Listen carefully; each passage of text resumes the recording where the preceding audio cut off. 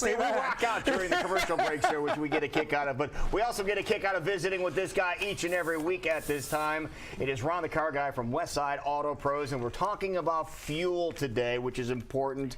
Man, the prices are roller coastering. Huge topic everyone's talking about. Even yesterday in USA Today, they did a survey in mid-December where Nielsen found nearly 40% of consumers said they had more money to spend because of falling gas prices. So quite a few companies, reaping the benefit of that as people, having more money in their pockets. They're out spending that money. And the story I heard today, Ron, coming in was they say that the gas prices could jump as much as a dime in the next 10 days.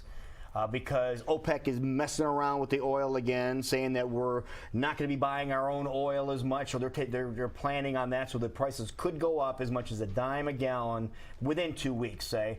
And then other people are saying the barrel of oil price could fall down in the 20s. Could fall in the 20s, and then last week I read in the Business Record where OPEC predicts that a barrel of oil could get up over $200 again. Who do you believe? So so what is going on? Well, what's going on, and it's like anything in the world, it comes down to supply and demand. And the reason for the recent drop was because of supply. We have a lot of oil going on right now. It went up about 20 cents about a week and a half ago, and that was in news of some of the OPEC stuff and a little bit. It's anticipation is what it boils down to. But the United States has access to more of its own oil right now. But aren't we doing that on purpose? Not to get into a big political discussion, but weren't we doing that on purpose to kind of hurt Russia a little bit and try and rely on our own resources? Or this is just something new we're trying? Every year since 2008, the production of oil in the United States has increased. We found more oil. I mean, you look up like in the Dakotas, I mean, they can't hire enough people to drill the oil. You're looking for a job. Exactly, exactly. True. And so we have more of our own oil, and a lot of that, the oil has always been there, obviously, but technology, whether right, wrong, or indifferent, I mean, fracking and some of the new technology is giving us quicker and easier access to it. So number one on the list as to why, gas prices are lower. They're almost $1 less than they were like a year ago, even with the little spike that we had. Right. But we have a lot more oil to use, and of course the controversy with the fracking and building the new pipeline and all that stuff goes with it. But the fact of the matter is it's good for gas prices. The other thing is the lack of natural disasters. If you stop and think about it, the Gulf of Mexico is a huge source of oil, not only for us, but for other countries that we export oil to. And it is just peppered with drilling rigs. I mean, recently I was on a plane that flew back over the Gulf of Mexico, and if you look down, I mean, because you're high in the air, but it seems like there's just an oil rig every here and there.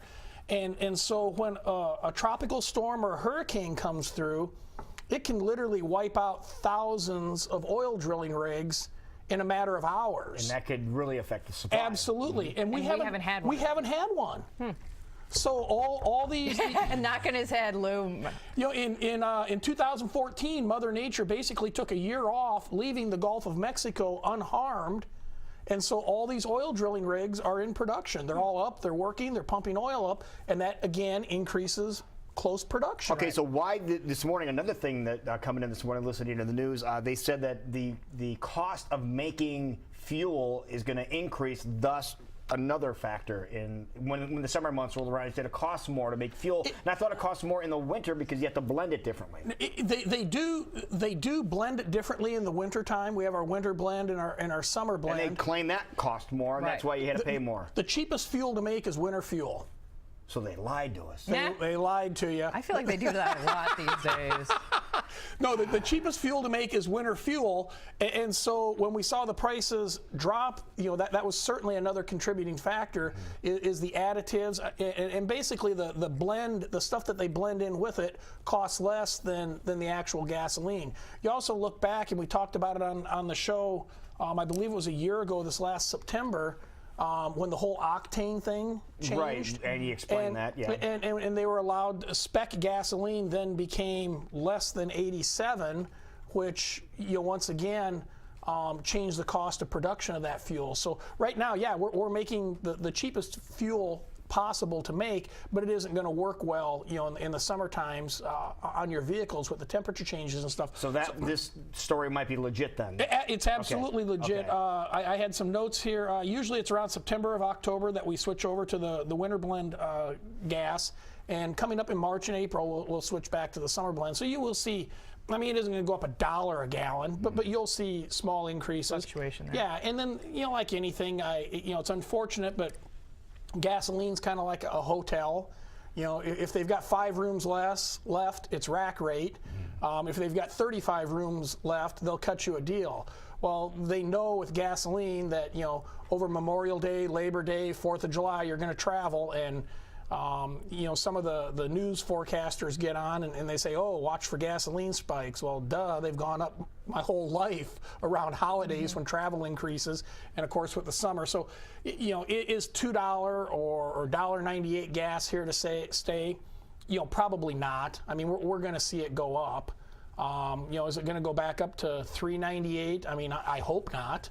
But it just depends what happens as far as natural disasters and what OPEC does, and OPEC, I mean, basically those are companies that sell gasoline or crude oil for profit.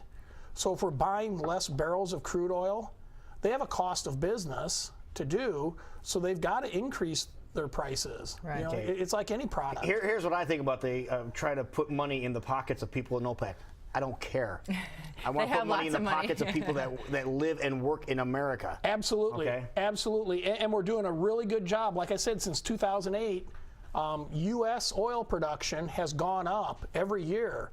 So the more oil we find and the more oil that we produce for ourselves, then we're back to. But how much do we get from OPEC, though? How much oil do we get from OPEC? I heard we get most of our oil either from Canada or from the U.S. now. Well, and we get a lot Mexico. Mexico too. Yeah. Look at Progresso. I mean, there's a huge export pipeline there. So I don't know what the percentages are, but I think we're buying less and less. And then put on top of that the alternative energy sources we have. I mean, I'm sure they're kind of hard to sell today when gas is $2 a gallon, but drive by the local Toyota dealer. I mean, they've got a whole gaggle of Priuses there. So you look at the electric cars, natural gas you look cars. at the natural gas vehicles that are in production. You can buy those. You can order them brand new now, not even on a conversion standpoint. So all that comes together, and then fuel mileage. Look what's happened to vehicles. I mean, look at your vehicle with that diesel engine in Cruise, it. yeah. You got to be getting what, 40, 50 miles to the gallon? Yeah. I think the most 58 was going back and forth to Knoxville. 58 miles to the gallon. Going back and forth to the racetrack, that all makes a difference. So be we're prepared using for less. be prepared for a fluctuation, but hopefully not going back to where we were before. Exactly. We're back to supply and demand. Okay. Absolutely. All right. Well, speaking of getting cars fixed and converted over, you just got done doing one recently for somebody pretty special. Yeah, it was Atlanta Police Department. Not Atlantic. Atlanta, Georgia. Okay. Yeah, Atlanta, Georgia. They sent us a vehicle. We're able to the same systems we were using for compressed natural gas. We can now adapt those and use them for propane.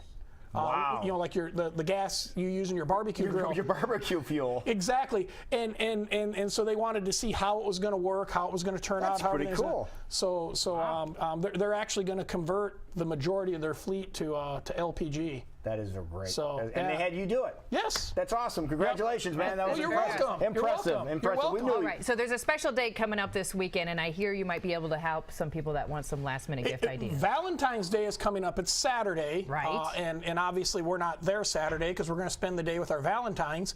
But on Friday, anyone that schedules an appointment on Friday, we've got a couple of cool things. One, I think they've been on the show and talked about it. The Animal Rescue League does their big caramel. Those people, yeah. Yeah, the big carameled apples. Yes. And those things are to die for. We got a shipment the other day and we couldn't hold back. We cut into one.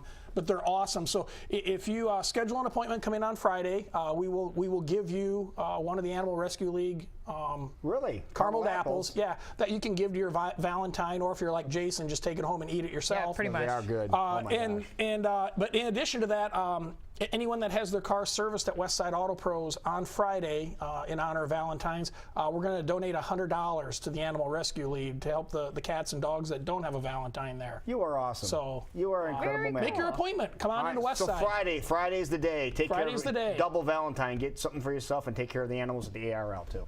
Wonderful. You're an awesome individual. Thank Well, you, I try to Ron. be. All right, thank you so much. It is 6 minutes before